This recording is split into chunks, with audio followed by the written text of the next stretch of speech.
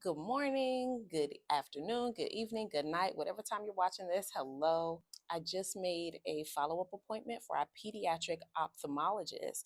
And so I figured I would come on here and just share about our so far brief journey with pediatric ophthalmology and a 2-year-old with Mobius syndrome. One of the most distinct symptoms of Mobius syndrome is the inability to move a lot of the muscles in your face. More often than not, that carries over to eye muscles as well. At 3 months, DJ was diagnosed with Mobius syndrome, and he was diagnosed by a pediatric neurologist.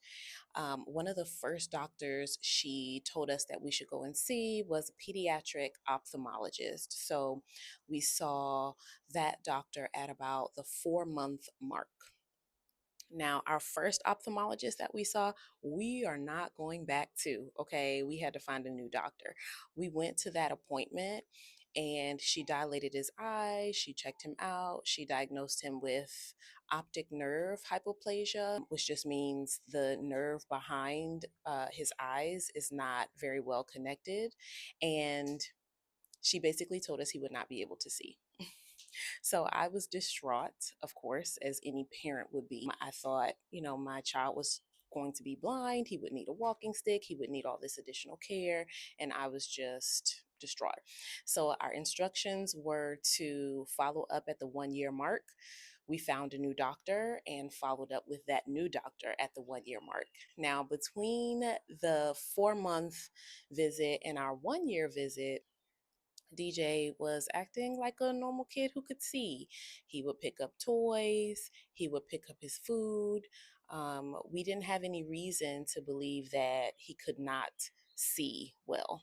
So we got to our 1-year appointment and our new doctor was great. He explained everything to us. He showed us pictures of the optic nerve and really explained to us what strabismus is. Strabismus is basically caused by muscle weakness behind the eyes or optic nerves being not well connected behind the eyes, and so that can cause the eyes to look like they're not aligned, right? We call this lazy eye or wandering eye, depending on what community you're in. I have a pretty good friend who is an optometrist, and she informed me that we would likely qualify for strabismus surgery, and that's when they do their best to try and correct the eye that is misaligned.